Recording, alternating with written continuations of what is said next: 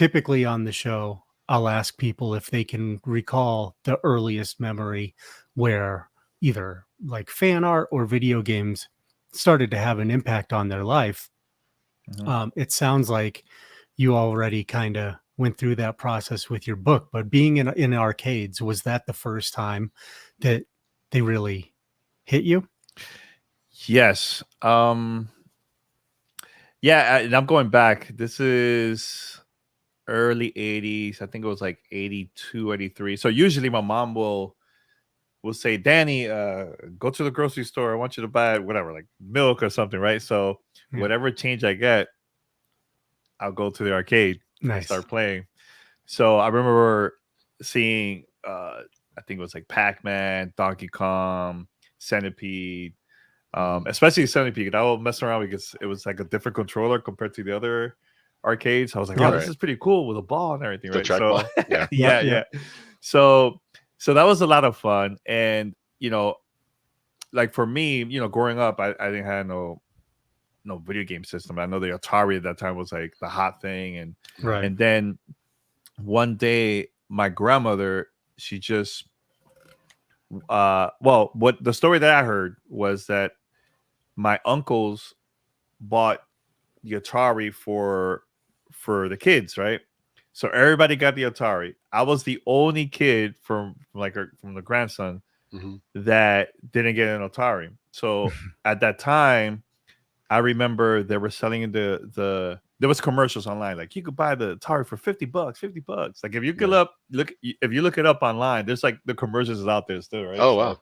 Yeah. So and I still to this day I remember that scene. I'm like, man, I wish one day I could get an Atari, So then one day my grandmother just gave me an Atari for Christmas, and I got 2 games. It was Defenders and I believe it was Pac-Man, I think, but I know it was Defenders because that was the game that I was playing the most. I was like, oh my god, this game is awesome. I think I say Combat. Everybody's at that. Yeah, Combat. You know what? I think it came with Combat. I think so.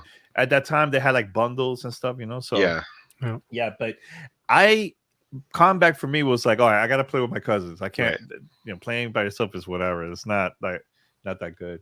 But Defender was like the game because I was really, as a kid, I was really into space and planets and UFOs. Like I always reading books about that or checking out comics and movies, Star Wars, especially back in the early days, right? So yeah, I started playing that a lot, and man, I fell in love. Like I was just playing games for so long and not stop at all, right? And my mom would be like, all right, turn it off. You're playing too long, right? So, and my dad always too, like he was like, whatever at first. And then when my mom actually was the one that got me a Nintendo system. So at that time now, my parents already got divorced. So I was living only with my mom.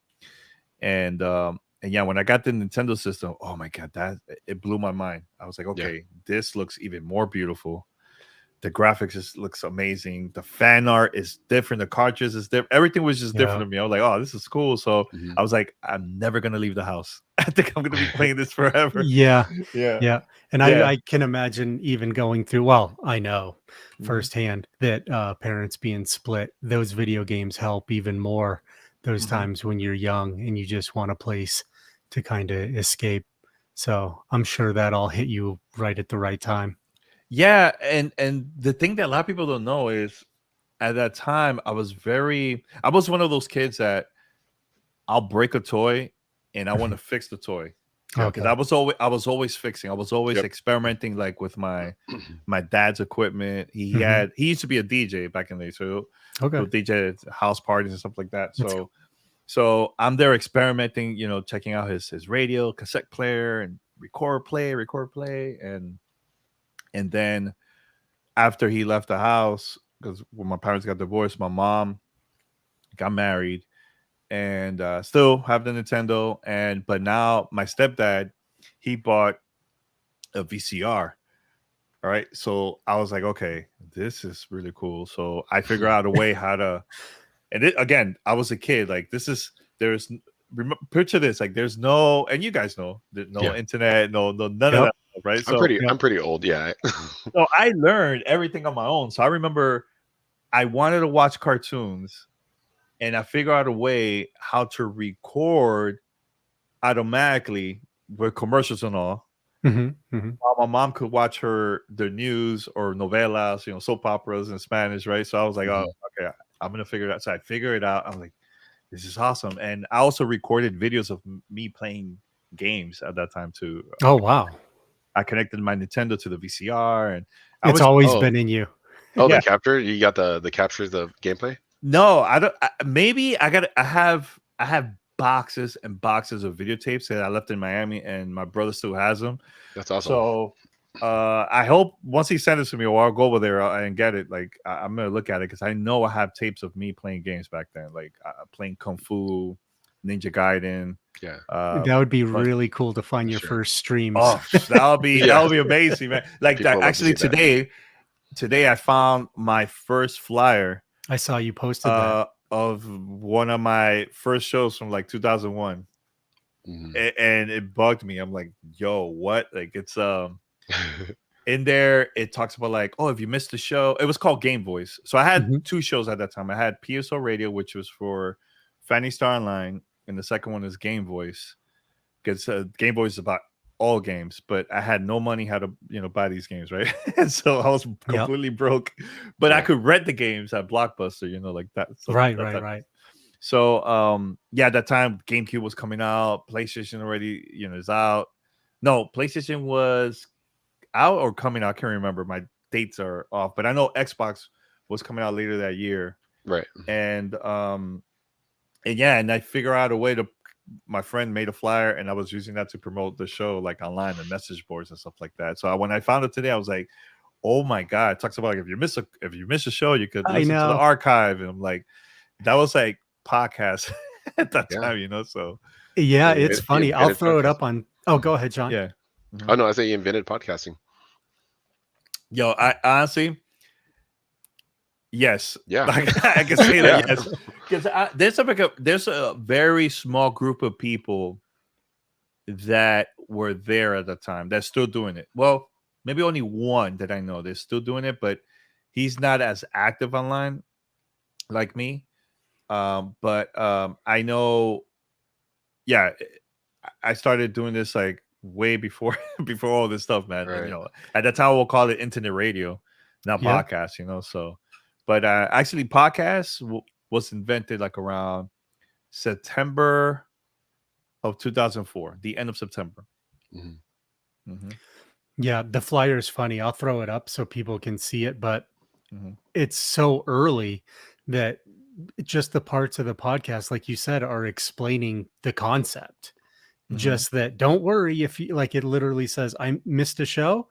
Don't worry, you can go back and you can watch it later," because all of that was so new at the time. Like we weren't even doing that with shows, like TV shows. If you missed it, that was it. Yeah, that's it. Yeah, you were either recording it or that there was a rerun. Yeah, yep. It's interesting seeing that. I was like, oh my god, this is so cool. And you show that to people. People were like, wow, this is like ahead of its time. So it really is. Yeah, but it's cool seeing that because And I have to mention the story, but it was in 1998. I was at my friend's house, and he had a computer, so I would go and use it. He was playing, I think, Resident Evil 1 for the PS1, nice. I think it was. And I was just experimenting using his computer, and I found this website at that time that it was like a live internet radio show.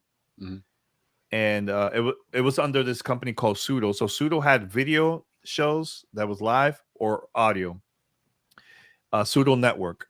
And one of the shows I was watching was like a hip hop show. It's called 88 Hip Hop. And I was watching an interview, and then he was like, "Wait, so this goes to the world, like this broadcast?" And they're like, "Yeah, man, this is new." And that inspired me to do a show in 1998. But I couldn't because it was the technology wasn't there. Right. It was so expensive. I had no computer. So they were charging a lot of money just to broadcast content.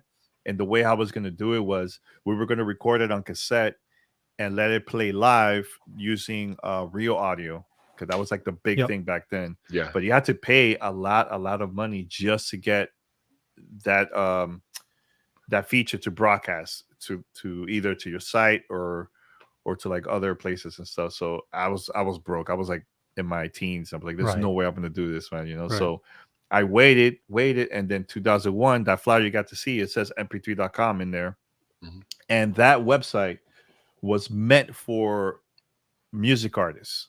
So when you're listening to your favorite artist from mp3.com, especially independent artists, they're actually getting royalties. They're getting paid for that, right? So I was like, wait a minute. So I could create a website.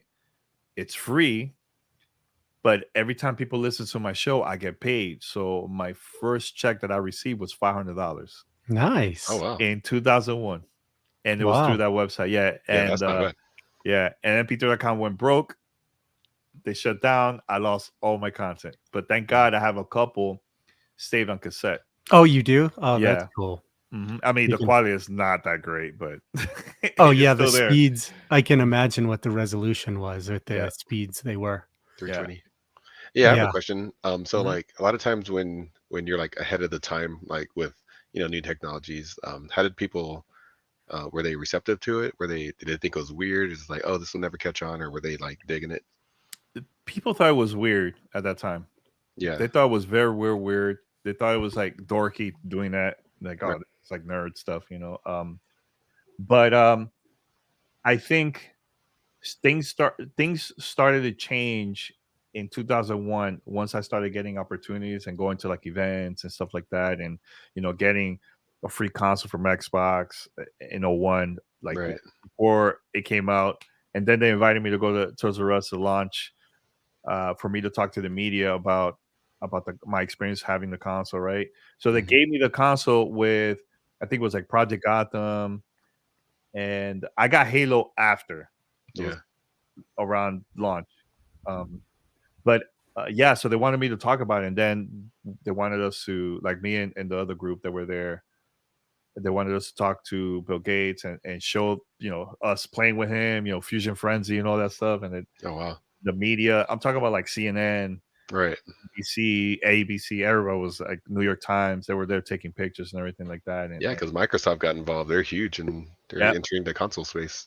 yeah, and the weird thing about that time too is it was like 2 months after 9/11, so New York still wasn't 100% there yet, That's right. Yeah. Right.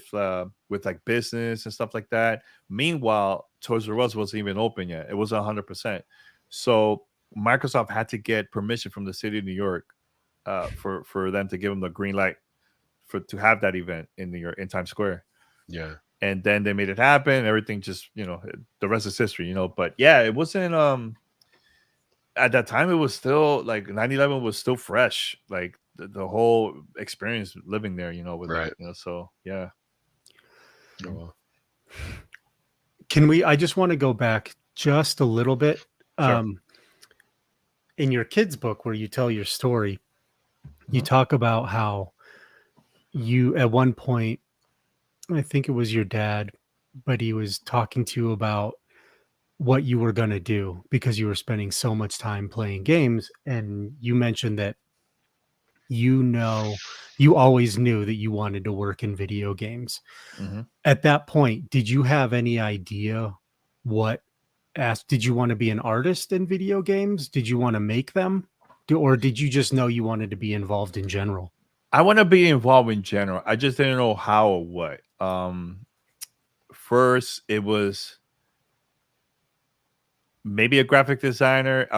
I just wanted to be part of making a game. I just didn't know what, because it was so new to me back then, right? So then years later after that, when I got older, I was like in my early teens, I think. I was living in Dominican Republic, and I talked to my mom about creating a business in Dominican Republic, similar to like arcades, because I grew up playing arcades as a kid. Right. So I was like, wait a minute, what happened if I make my own arcade, but it will be with my consoles, my Super Nintendo, Sega Genesis. Oh, nice. But I'm going to start charging people that want to play my games, but I'll charge them every like 15 minutes, 30 minutes, or an hour per controller. Yeah. And I also had to get the adapters, because some games you could play even more than 2 players. Yeah, right. Yeah, so I would get more adapters, so now I could charge more people just for that for that Right. section, right? So, It's funny. so yeah, I did that in my early teens, and this is the time where it was like Street Fighter 2, Mortal Kombat 2, Bases Loaded, NBA Jam. Oh my god, it was like so many games, and I got money from that. See, my mom never asked me no questions about business and me getting into games. Like she was like, whatever makes you happy, whatever motivates you, you know, like Right. to start a business, whatever. Like I'll support you all the way. And I will always been a good kid, you know. So my dad was more very traditional. You got to go outside. You got to, you know, you're wasting your time. This is for kids, like that type Yeah. of thing, you know. Right. And that was very common back in the days. Like there was people saying at that time too, like, oh, you're messing up the TV because you have that that console connected to the TV. Yeah, I Yeah. remember. Right. Especially in Latin culture, they thought that was like a totally, the majority, they thought it was like a total waste of time, like the parents and stuff like that, right? So Yeah. but once I started getting money, my mom was like, oh my god, we gotta do this. So now she's buying more games and more stuff Nice. for me and all that stuff, you know. Now Sees the potential.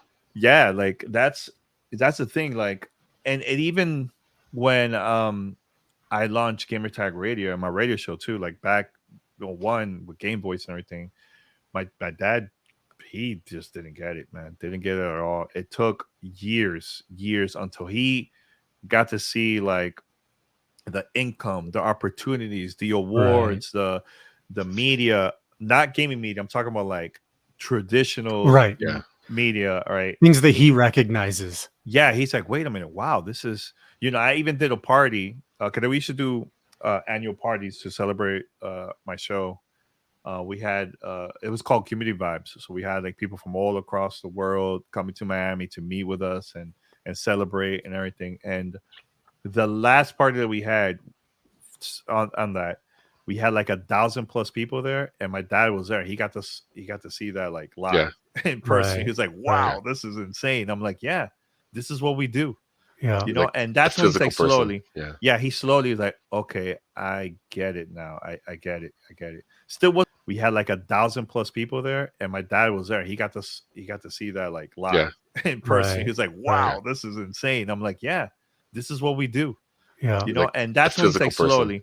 Yeah. He slowly was like, okay, I get it now. I get it. Still wasn't 100%. Yeah. But the one where it changed was the Miami Herald interviewed me. And they interviewed me because I was getting the Hall of Fame award, right? I got inducted in 2015. So they had me in the front page of the newspaper. Yeah. So my dad, I called my dad. I'm like, hey, Pa, go get the newspaper, buy it. Let me know what you think. So this one was the English version. The Spanish version came out like a couple of days later. Because they have like a company under Miami Herald for that, right? So he picked it, he buys it and calls me crying. Oh. And he's like, I don't know what you do, but I'm proud of you, man. I'm proud of you. I was like, you know, so it's and that's the reason why my cousin and I made the book, not only for kids but also for parents, so they could understand like if your kid has a dream, no matter what it is, doesn't have to be what you want. Let them dream on stuff that they want, right? So don't shut them down no matter what. Support them. Maybe you know it is like even in high school you think you're gonna go on one career path and then a year later you change, you know, you get what I'm saying? So I've been there. Same thing with kids, you know, like I had different paths when I was a kid, but that was one of them, video games, right? So that's the reason why I made the book. It's just to show parents like, hey man, dreams do come true, but you got to support your kids, man. Support them instead of questioning them, saying, oh, you're wasting your time. Yeah. It's such a hard thing. As a parent, I can understand where that mentality comes from, because like your dad, he's looking out for you and he loves you. That's why he's trying to go off what he knows. And he grew up his whole life. He has this boy now that he's trying to raise, and the internet didn't exist, or video games, and now you're devoting your whole life to it. And he's like, it doesn't compute, right? He doesn't understand. He's scared that you might be putting all of your time into something that isn't even real. Mm-hmm. And then when things that he recognizes start to happen, like the newspaper or big events and money and stuff like that, it's, as a parent, you can start to wrap your mind around, okay, maybe they do have a vision, because you're hoping that your kid isn't just aimlessly devoting their time into something because just because it's fun or they're addicted to it, Right. but then he gets to see, oh, he has a plan here. Mm-hmm. So that's Yeah, really cool. and here's the thing, like, I'm not saying my path was like everything was great, Right. spotlights and whatnot, man. Like there's, and look at this. I'll mention this. So I was in a previous relationship, and something happened. Just didn't work out, and we were together for like, oh my god, like 12 years or so, right? So we broke up, and I was laid off like a year before that because I used to work at Discovery Channel. Mhm. So I was like, you know what? I'm gonna put 100% on this with GTR and my career. I'm just gonna do this 100%, right? So, and it didn't work out. Like sometimes I was good days, and some was like bad, right? So, and I don't have millions and millions of followers. I don't, right? So it was a struggle. I started running out of money. I had a lot of bills. It was just tough. I didn't have a place to stay. I stayed at my dad's house temporary, right? Yeah. Long story short, I was broke. I was completely broke. I go to New York, and I was even in the process of getting other jobs, like in the gaming industry, working at a studio in Sweden and everything. Like I was ready to just like give everything up, right? So I go to New York because I was like, you know what? I think I need to get out of Miami. I've been here for so long. Let me just go over there. It was 2019. So I go to New York. I started meeting people, and I'm getting opportunities now, picking up, right? I'm getting opportunities to be on TV. I started working part-time at Cheddar. It was for Cheddar Esports and so on. And I remember I'm hanging out with my friends, and it was New Year's Eve. And let me there, camera good. It was New Year's Eve, and I was like, man, 2020 is gonna be the best year ever. I can feel it. It's gonna be the year. It's gonna be the year. So I'm slowly getting money, and also was making little money with GTR at that time, right? So I was using that like just for me to pay my bills and everything, right? So then the pandemic happened. Oof, rough. That was rough. That was rough. That, I think, and look, everybody's gonna have different experiences, different stories, man. But man, I was in a very dark place in my life during that time, man. Like it was the breakup. It was going to New York thinking everything was gonna be good, and then this, like, I remember going every day. I would go to Central Park because my mom lived at that time East Harlem.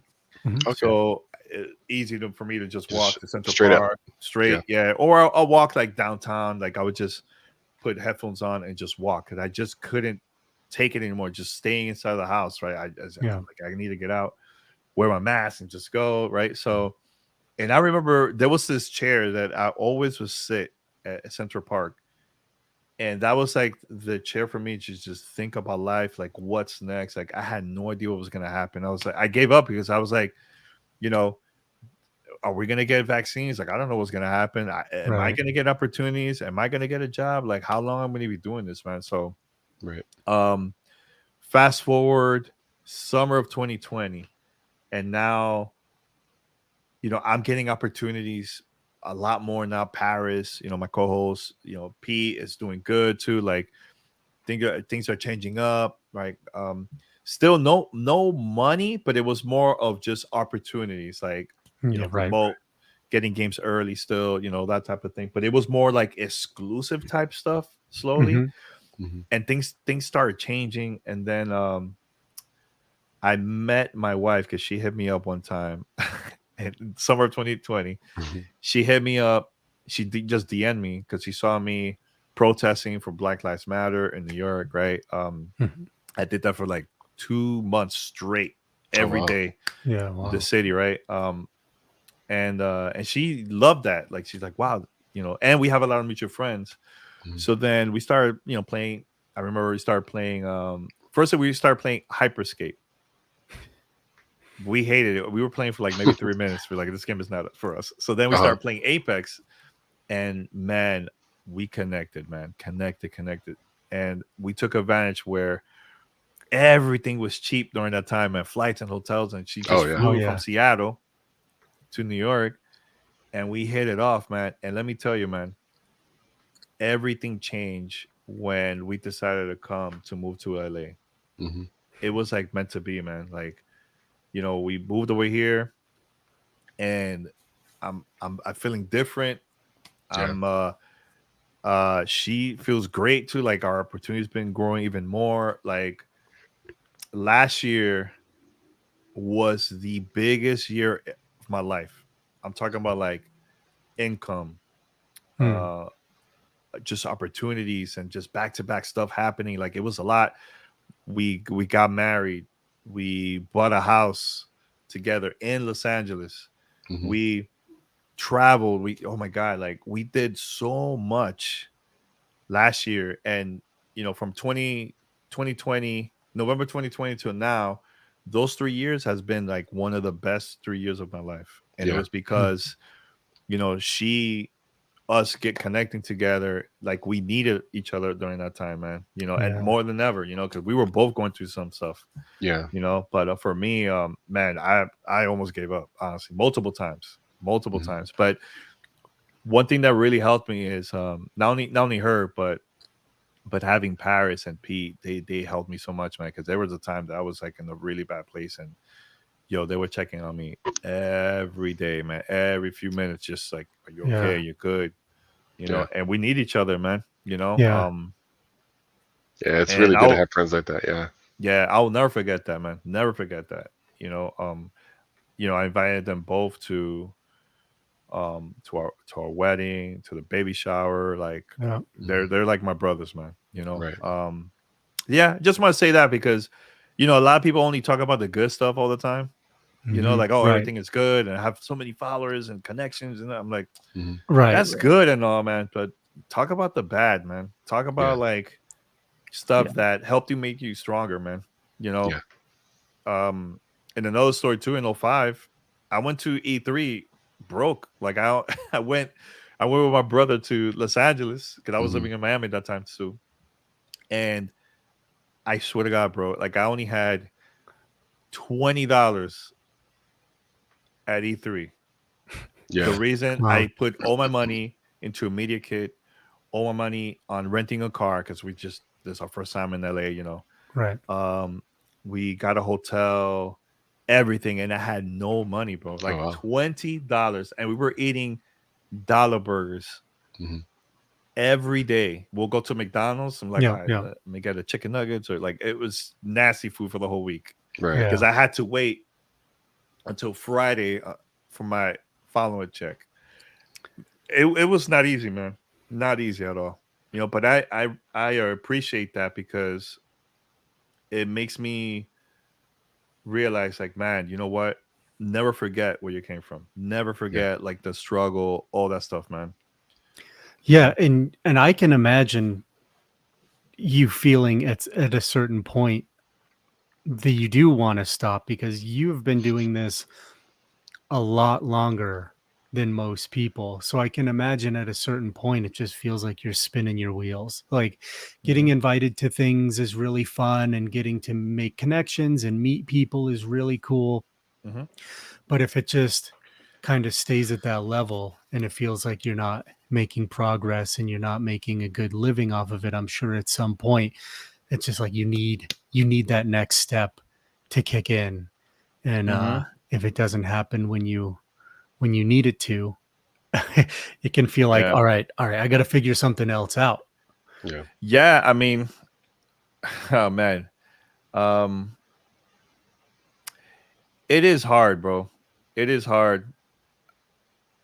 Um when, as a kid, seeing your parents going through divorce and, seeing that at a very young age, it stayed with me for forever, man. Seeing my dad leaving the house, and that, and Yeah. that affected me so much, man, that I had to go get therapy at a very, very young age, man. Yeah. But it made me stronger. It made me realize, stuff just happens. It's meant to be. It is what it is. Yeah. But I know at that time I said to myself, and I made a promise to myself. I said, I never want my child to go through that Mhm. that experience. If my child wants to do something like, okay, I want to, dance. I want to take classes, karate class, whatever it is. Like, I'm gonna be there 100% to support my kid. Yeah.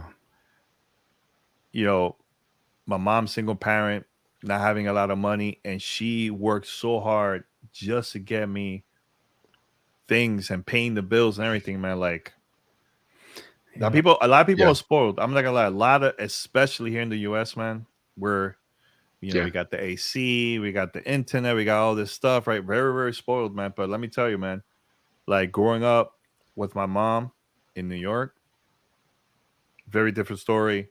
And then going to the Dominican Republic and seeing how it is how people lived over there. Right. Totally, like, you know what? I appreciate all the hard work that my parents gone through just for me to be here. Like all this stuff that I have here, all the stuff that I'm doing now. Yeah. Yes, my dad had a different opinion in the early days about gaming, but that really made me a better person in life because of that, man. And a lot of times we don't know until we get older, and then we look back at our youth and we realize, wow, like, to this day, I still think about, like, my parents and what they've done and their support, and it just hits different as you get older, and then you start having kids, and then it starts all over again. Yeah, and you know what, like,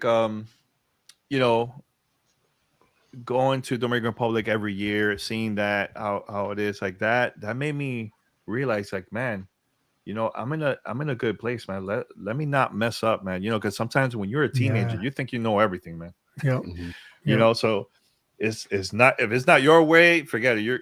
Ignore your parents, all that stuff, man. That's never been me. I've never tried drugs, never got in trouble like as a kid. Never, man. Because of the way how they raised me as a good kid, man. Yeah. Well, and that exposure, I mean, that's so invaluable, especially as a young kid, to kind of give yourself perspective, right? Because when we're going through something that's the hardest thing we've ever gone through, that's your whole world. You're mad at the world because all you know is this is the hardest thing I've ever been challenged with. So this is the worst thing in the world. And then for you to be exposed to where the bar really is for what people are going through, especially at such a young developmental age, I mean, that's such an invaluable lesson to give you to build off of, especially going into other things later in your life, like the things that you mentioned earlier that just were actually not too long ago, making you more resilient and realize that you keep things in perspective, keep going. And they're really not, they're not insurmountable. You can push through them. Yeah, I wish there's a lot of other things that I wish I could have, changed when I was young, man. But yeah, at the end of the day, I'm happy where I'm at now. I learned a lot from back then. I'm happier, and I remember turning 30 for the first time, right? I'm like, oh man, my 30s. Oh my God. Like I was so depressed that day, man. So really? depressed, right? Yeah. But then getting older, I'm like, man, my 30s was better than my 20s and my teens, right? And then I hit 40. This has been the best time of my life. And my 40s, the best time of my life. Yeah. And that's here's the thing. It all depends on you as a person. It depends on the people that you surround with in life. Yep. Friends, family. Like I cut a lot of people off from my life because it was just too negative. Even in the gaming community, there was people that were super cool back then, Right. and they were in a really not a great path. I was like, I don't need that. I want us to. Because I would tell this to Paris and my co-host Pete, like, look, I want us to be in a good path. Let's not even deal with that crap, the negativity. Let's just do our thing. And it's been great. I think we've been climbing even more because of the decisions that we made, man. So Yep. and that's something I also want to teach my kid too. Like, be careful who you surround with, man. Not everybody. Look, you're gonna have people that are gonna love you. There's some just gonna be a hater. That happens. But Right. just gotta be smart. I'm very, very careful on that type of stuff, man. Even my wife too. She's the same person too, man. Like that, man. So Yeah. yeah. Yeah. Sounds like you've been able to surround yourself with the right people. Of course, yeah. Of course, man. You mentioned getting inducted in the Podcast Hall of Fame, which I mean that's unbelievable. Congratulations. I know that happened a while ago, but I noticed in your book you also mentioned that you made a film about podcasting. At what point during your journey, like where did that fall in the timeline? So this what happened. I got inducted to the Hall of Fame in 2015. This was like 10th anniversary of GTR. So years later, I got invited to be part of another documentary. That's called The Messengers. You can find it online on YouTube because at that time we had it on iTunes, Amazon. It was everywhere. So they followed me for like a whole month, almost a whole month. In Miami. They also followed me at E3. I took the crew over there, and we were just recording like the behind the scenes. How was it for us? Like, covering an event like E3. You see a bunch of people on camera talk about me and working with me and the crew. And you say there's clips of Paris and Pete, us in the studio, because at the time we were signed with CBS Radio, and yeah, we filmed it, right? So they released the documentary. We were doing a lot of screenings in person in New York and Miami and all over the U.S. And they only had 10 minutes of my story in there. And I was like, wait a minute, if I could get the unreleased footage, I probably could do my own documentary, add some new clips. I've been collecting clips for years since I was a kid, from like the 80s, of me growing up and video camera and all that stuff. So one day I was like, let me just do this documentary just for our community, GTR. And I did it. And I started inviting friends locally in Miami, like, hey, come to my house. I want you to see this documentary I made. Let me know what you think. And they were like, wow, this is really good. I was like, really? All right. So I'm getting a lot of great feedback. I made some couple changes here and there, right, based on feedback. And I did a premiere. So on Twitch, I talked to the Twitch team and I told them, hey, look, it's our anniversary. Is it okay to put the premiere? Because at the time they had premiere similar to what YouTube has, right? Right. And can we do it front page and everything?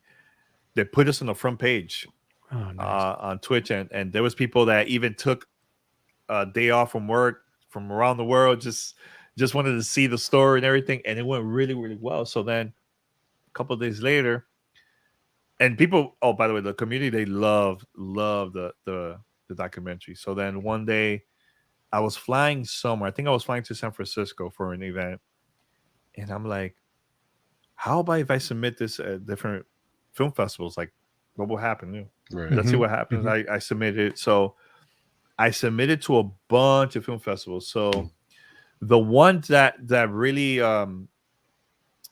they gave me the green light to be a part of their festival. There was a couple, I can't remember, but there was a couple that it was one in New York. It was called the Dominican Film Festival. So that was like a very big Latin festival in New York City. Mhm. That I went to like the red carpet, took my mom and Nice. all this stuff, my family. I was on stage, and then the next day I had it like at a different location. People from the gaming community went there and got to see the premiere. That was awesome. That is cool. And then there was another one a week or two before that was for Comic-Con, but in Florida. I can't remember the name of it, but they had a film festival there too, and I submitted, got approved, so they showed it. The film got Best Feature Film Award. So I was like, what? Wow. So and I was in New York when I won. So that the owners of the festival, they sent me a picture of the trophy. Actually, let me see if you see it. It's right there. You see that little glasses over Yeah. That's Yeah. the trophy. Yeah. Yeah. Nice. SpongeBob. Yeah. Very Yeah. cool. That was really cool, man. That was awesome, man. So I did that, and I did premieres all over the world. We had the community have like their own screening at their house and stuff like that. And That's it was great. amazing. So it's called Gamer Tag Radio, a podcast story. It talks about like how I started. You see me in high school with video and everything. It's also on YouTube for free. Cool. And it talks about like how I got to meet Paris and Pete. Yeah, it's really cool. At that time, that's like when I had my previous relationship. So you see like my ex in there, and, people like that. But yeah, it was positive, man. It was awesome. It was an awesome experience. And here's the crazy part, and nobody knows about this. I recorded that and edited the whole thing using iMovie on my laptop. Oh yeah. Really? Oh, totally free software, and Yeah. getting awards, Getting awards, yeah. and all this stuff. Red carpet. I'm like on TV, and nobody knows that. Yeah. And it just did like, but I did that, and the reason why I did that on purpose to show people that it's not about having the most expensive equipment, man. Yeah. Right. It's about the story, the content. There's people that cried that watched the documentary, people that laughed. So I did my part. That's how you know that I did a pretty good job just based on that. Yeah, that's very cool. You just need to capture the content and the idea, right? It doesn't always have to be the most expensive set or the most expensive, because your passion will come through. Right. Yep. Same thing with podcasts. You don't need this microphone. Right. You have to start. Right. Use whatever you can. Like when I started, I remember going to Radio Shack, and I got those like cheap long microphones. Oh yeah. Connected. Yeah. And that's how I recorded back then, man. I had a compact computer early days. Yeah. Radio Shack compact. Yeah. Yeah, and I did my thing, man. I did my thing. And you could bring it with you, right? Paris came on, and he told he shared his story with us, and he shared a story about, was it Bonnie Ross, how you met and you were going to interview her, so you had your whole like mobile podcast kit, and you guys were ready to go, and he's like, Danny threw me under the bus last minute and made me do the interview. Well, see, Paris doesn't mention this, but that was the last day of E3. So usually we're there for over a week, because now we're going to like events before the show started and all that stuff, right? So my voice was complete, and that was like morning, so like 10, 11 a.m. already. My voice is not 100%. It's getting worse and worse. Yeah. Actually, that was Thursday, not Friday. Thursday of E3. It was the last day. And I thought I was like, I could do this. And I'm like this, like clearing my throat. And I'm like, I can't do it. Paris, here. Like, can you do it? And he's like, yeah. And he recorded it. And I think it was fine. He says it was terrible. I'm like, he hasn't even listen to the episode, man. Yeah, he said still to this day you won't watch it. He won't listen to it. But I heard it many times. I'm like, no, this is pretty good. Like, she was nervous, he was nervous. Yeah. And it came out good. It was just a conversation, Yeah. In his defense, he did mention that you were losing your voice, so he didn't just completely throw it on you. Well, just in case, man. Yeah.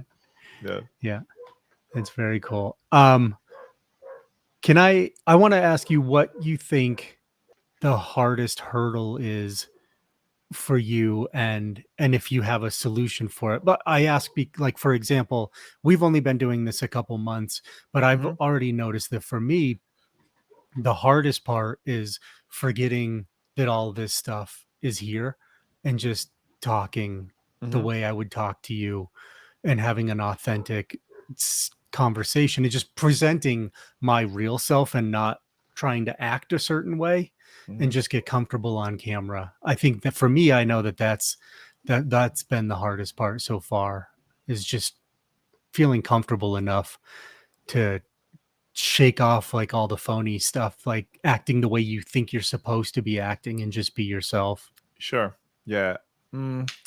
So there's a couple of things, and I'm going to mention this. I was in kindergarten, and there was a presentation that all the kids were going to go on stage, and we had to go on stage. When they say a letter, one of the students will go to the mic Mhm. and say a sentence based on that letter, right? So I was the letter H. And this was in New York City, so the auditorium was full, parents and family, everybody was just there, right? So they go A, B, C, all the kids going up and everybody applauding, right? They Now I hear the letter H. I didn't get up. I didn't get up. But I remember, to this day, I remember seeing my mom and my dad, especially my mom. They were disappointed because I had an opportunity to go on a mic and just say a sentence, and I Yeah. didn't. I Yeah. was so shy. I was shaking, and I couldn't do it. I couldn't do it. Couldn't do it. And I have a picture of that somewhere. I finally actually, I found it today actually. Because we're doing like, baby shower stuff, So I'm like, oh, Yeah. let me look, Right. Right. So I found that picture, and you see me walking down the stairs, and I had my hand like this, like biting my finger, because I was just nervous. Like, everybody's laughing and all this stuff, Right. right? And I'm like, man, that hurt me, man. Um, After that, I said to myself, I'm never gonna be shy again. Never. I'm never gonna do that. If I get an opportunity to do something, I'm just gonna do it. When I got inducted to the Hall of Fame, it was for a conference. It's one of the biggest podcast conference in the world. It's called Mhm. Podcast Movement. There was 1,200 people watching me on stage. I Yeah. was the first inductee to go up there. They called my Sure. name. There was a group other there too, but they came later during the Yeah. show. Hmm. And I was the first one, so I didn't know what was gonna happen. Like, I don't know how was the vibe, like, and I went up there and I did my thing. And it Yeah. reminded me, as a kid, not going on stage because I was shy, and I was fine. I'm never shy. Ever since then, I've never been shy again. You're like, Right. I'm over it. Wow. Yeah. So the reason I'm saying that is because people need to just be themselves instead of trying to copy other people Yeah. or try to do clickbait or controversy just to get those clicks, like for that 24 hours or whatever, or Mhm. that week, right? And my thing is, look, there's gonna be days you might not get that many downloads, and there's gonna be days like, wow, something happened that it just blew up, right? Yeah. Right. Right. I don't look at this. I don't look at the stats. I don't. But like my podcast, I stopped looking at it. It's been Mhm. years, because I just want to create content, because I'm having fun. I'm having fun recording by myself, or with Mhm. Paris and Pete. We just love doing this. Love doing this. Mhm. And people just need to just have fun and just record. Yeah. I'll tell you right now, man, the reason why a lot of people and a lot of companies will say yeah to do interviews with us is because we make them feel comfortable. Hmm. We have conversations like what we're doing right now. We're just having conversation. Right. You know, I interviewed Keanu Reeves, biggest Hollywood star. At Mhm. that time, he was filming Matrix, the last Matrix. He's in Cyberpunk, right? Mhm. Yeah. CD Project Red hit me up for him to be on the podcast, and also for me to do an interview for Telemundo too, in Spanish. Mhm. And we just had a conversation. Yeah. I asked him a couple questions about his character and stuff, but then there was a couple questions that I really wanted to know too, like how was his experience going on stage during the Xbox press conference at E3, Yeah. Right. and seeing that crowd just go wild and crazy, standing ovation because he's on stage. Yeah. Also, huge surprise for everyone, right? I was there. It was deafening. It was so loud. Loud as hell, right? Yeah. He was so happy, and we're like cracking up, right? And, like, we had a great conversation, right? So later that day, I got an email from his agent and also from CD Projekt Red, and they were like, Danny, because remember, I'm the only gaming journalist or creator. Anything has to do with gaming, I was the only one. Everybody else was like CNN, NPR, BBC, right? Mhm. They were like, Danny, your interview was the one that he had the most fun. And Nice. the reason is because we were just having a conversation, Right. Yeah. you know? And that's the key. That's the key that been working for me and for Paris and for Pete, is that we just have a conversation. And when you're having a conversation, that person you're talking to is going to feel so much comfortable hmm that they're going to open up. You know, I did just recently, I interviewed Ed Boon for Mortal Kombat, right? Mhm. Mortal Kombat 1. We know each other. Like, we're, cool. Yeah. You know, I met him at DICE a couple years back, and just became cool, right? Mhm. And he's also Dominican. So we were just like, talking. And then he said something about the game that's new. I can't remember exactly what it was, that no other journalist at Summer Game Fest got that part Right. of that interview. Right. Yeah. There was a lot of people interviewing for like the major press, Yeah. Yeah. Yeah. and my interview was the one that stood out and just went, like, the community was just spreading that everywhere, because, like, oh my god, this is new information. Like, it's not an IGN, it's not Right. in Game Informer. Like, what? And that's the key, man.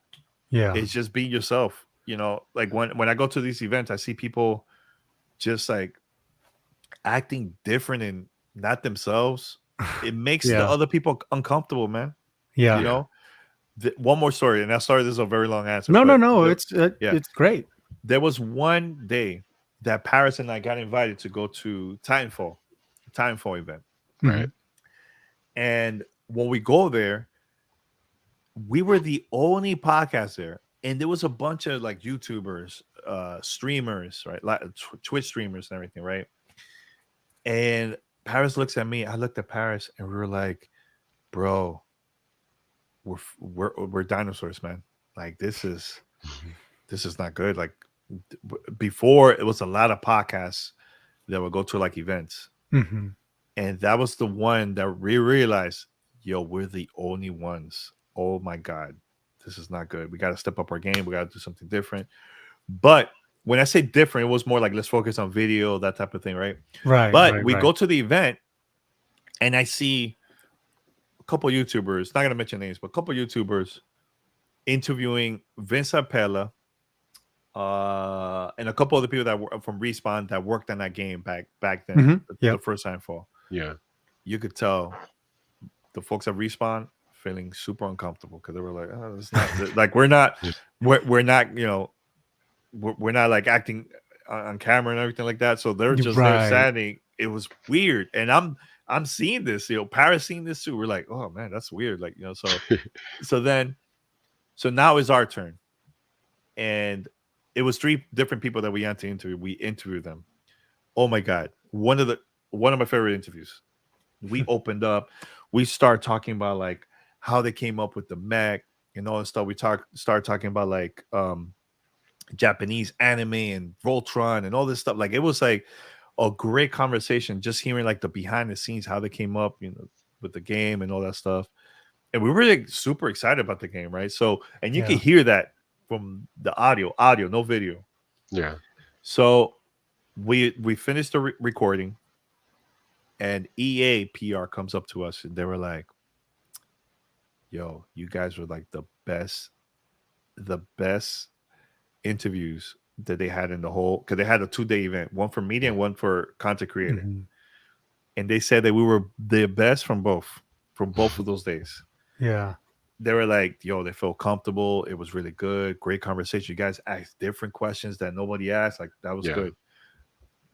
And you didn't have like the bullet points. You weren't just trying to check off a list and stuff. No, and here's the thing too, about that, we had nothing written, nothing, right? Like, no questions. No, it was just dialogue.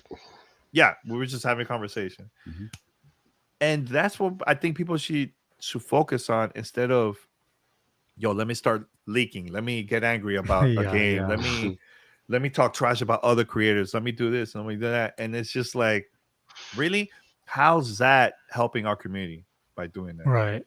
You know, and let me tell you, I seen people from our community on the Xbox community side that they're doing the same thing, and I'm like, why get into this whole console war BS? Yeah, gaming is supposed to be for us to have fun, man. For us to have fun. I remember back then, I had a Nintendo. My friend had a Sega Genesis. I will let him my Nintendo. He will let me his Sega Genesis. Yeah. And, yo, we just trade. We did too. Yeah. And just play. That was like the most exciting times of my life doing that, because we didn't have the money to buy these consoles and these games, but we will always look out for each other, man. And I think that's what we should be doing now. Like, let's share our excitement instead of sharing negativity to our industry and to our community, man. Because then everybody start trashing others. You get what I'm saying? Like, yeah, I couldn't agree more. Yeah, it's exhausting seeing that, bro. Exhausting. I really don't get into that stuff, right? Like, just a few minutes ago, I see someone trashing Paris because we're excited about Starfield.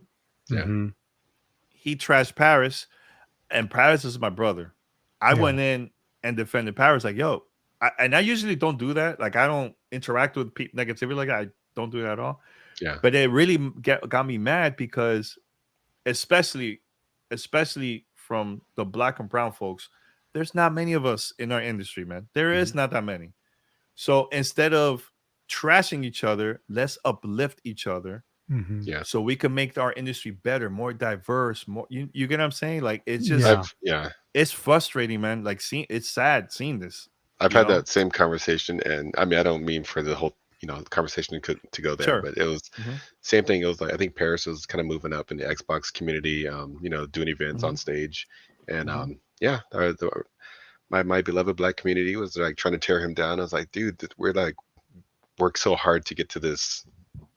Look, I'll tell you about that, man. I knew in advance that Paris was going to do the Xbox showcase, right? The first time he was going to host it, and I didn't say anything. I was just excited. I mean, behind the scene, we were like excited, like, yo, Paris, this is good. Like, this is a big deal. Right. Do it. There's going to be kids like you at home seeing that, and they're like, oh my God, that's me. That's so when I saw, I was actually doing a live stream, like a reaction and everything, right? And I think I was watching that. And I remember Paris was like, hi, I'm Paris Lilly from Gamer Tag Radio and Kind of Funny Ass Cast. This is I broke down. I cried. Oh my God. I cried because people don't know the stuff that we went through, man. In the early days. Like, we know. Me and Paris, we know. Yeah. Pete, we know. And seeing him there, because there was a time he didn't want to do podcasts anymore. Like, he just wanted to get that done. And it was P and I that approached Paris like, nah, man, you're talented. You need to do this. Right. He said, you know what? Let me join you guys. I'll do it part-time. Not every day I would record. Right. He's been with us ever since, right? And here's the funny thing. 2019, we were having a conversation. Paris goes, you know what? I think I've done everything, man. I think I'm going to be done. In 2020, I think it'll be the year for me to stop. I'm going to retire. And I was like, really? Yeah, I think I'm done. I'm like, all right. But I was telling him now, Paris, I think you're not done, man. I think you're not done. And look where he's at. Yeah. We push each other, man. And I never, and look, I've been doing this longer than Paris. I've never felt jealous that Paris went ahead of me, getting more followers, getting more opportunities. Right. All I was doing, I was there supporting him, and he was supporting me. Mm-hmm. And that's what we as a community should be doing, because sometimes I see other creators get like a game for review, or they'll get invited to like an event, and then other creators are mad that they didn't get that opportunity. I'm like, that looks very childish. It's, companies are not going to invite every single person. They only have a budget, certain amount of people they can invite, and we got to support instead of hate, man. It's just gotten to the point that I'm like, well, the people are hating, they're not going to last. And all the people that hated me throughout the years with GTR, none of them are around. None of them are doing content. Mm-hmm. That to me is temporary, because if you start just complaining and negative and this, people are going to get tired and they're going to move on, and they're going to find another creator that they feel more comfortable with, and they're just going to move on, and you're going to get left behind. You don't want to be a broken record 24/7, just talking about the same thing every single time, Yeah. So, and I'm sorry if I rant, but it's just frustrating seeing this, because I seen so many talented people that just went downhill because they went to a very, very negative path. Yep. That no company wants to work with them because of that. So it's a trap. That's not a rant. It's really important for people to hear, because I think people can get caught in it really easily, because when you do start having that, when you do start getting followers or people laughing at the jokes you make at the expense of other people, and it snowballs, and you just keep pursuing that and being the one taking everybody down, that's a dangerous trap for people to fall into. And it sounds so cliche, but when someone's there, when you're being positive and you're focusing on helping other people rather than the famine mentality of, why didn't I get that game? If you just help that person, I mean, I know it sounds so cheesy to say, but you really are helping yourself as well, because if everybody is just supporting each other, then it makes the whole community a better place. It's funner to be. Everybody's going to get more opportunities. Everybody's going to see, oh, all of these people work together. That they're all focused on what they actually enjoy, rather than getting caught in this trap of just like, I mean, you're as aware of it as I am. That's the other way you can go. Yeah.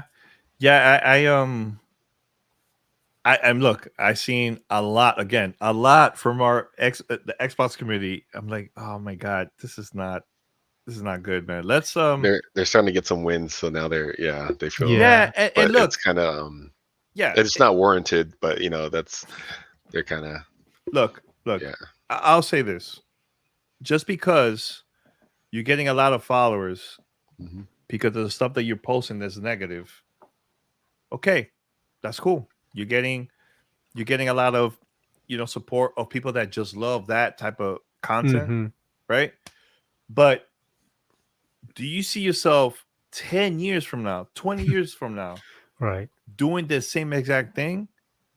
Like, what happened if you start now applying to jobs? Let's just say, I'm not saying that everybody's going to start applying like for right video game stuff, right? But let's just say you want to get into the gaming industry, you want to get in, right? And now you start applying, and these companies now, they're going to start researching. They're going to go online, and they're seeing all the stupid nonsense that you posted. Is that going to help you to grow as a person?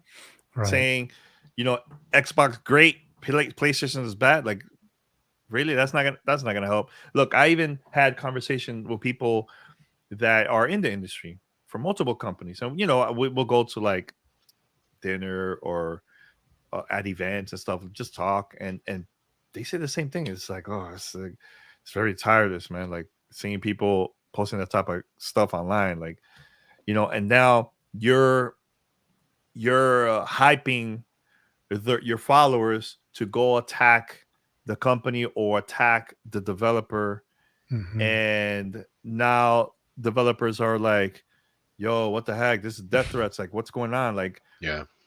you see the path that you taking the community by doing that, man. Yeah. So like for me, what I do is if there's something bad, negative about like a game or something, like a bug or whatever, yes, we talk about that stuff. That's normal, right? Yes. I Yeah. think it is important to talk about that stuff, right? But when it's like constant just attacking others on just stupid crap and making fun of them and do these stupid images and videos and memes, and that's look, I have never done that crap back then, never, right? And look where I'm at right now. Right. I always been truthful with a lot of things. If there's something I don't like, I'll mention it. Paris, look, Paris and I, we went to interview Phil Spencer in 2014 in person.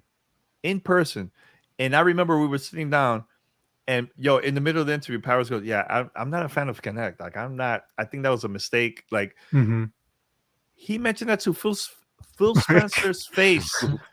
And Phil was like, like he was like, oh, I get it, I understand. Like, it's part of the business, and people are going to say good things and bad things.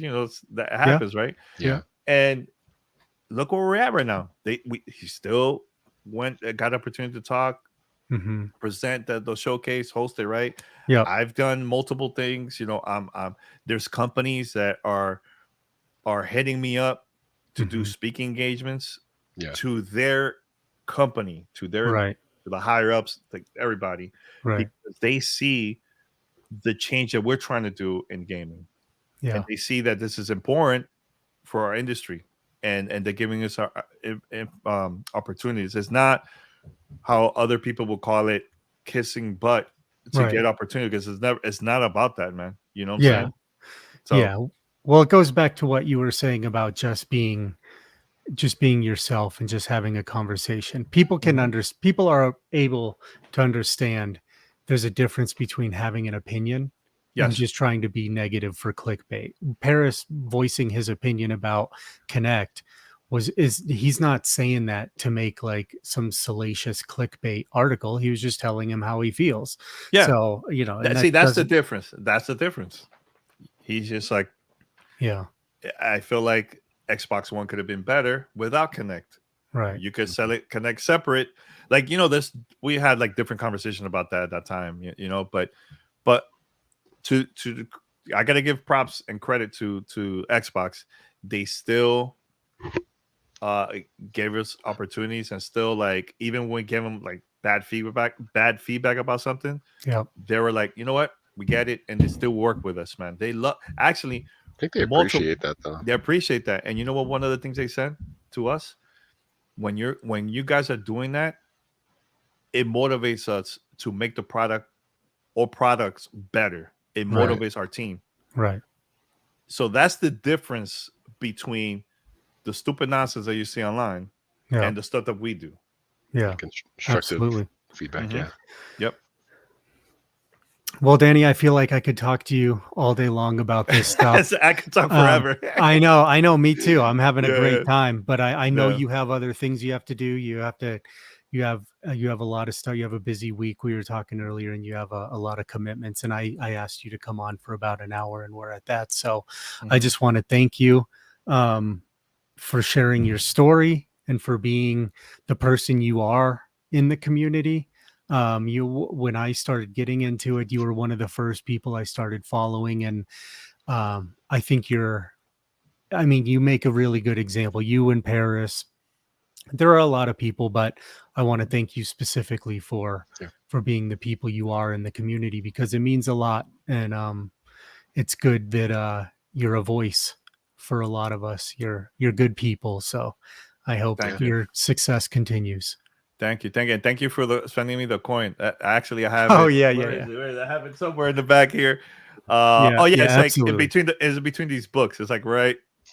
Yeah, it's it's right cool. over here. That's The little right. green right there.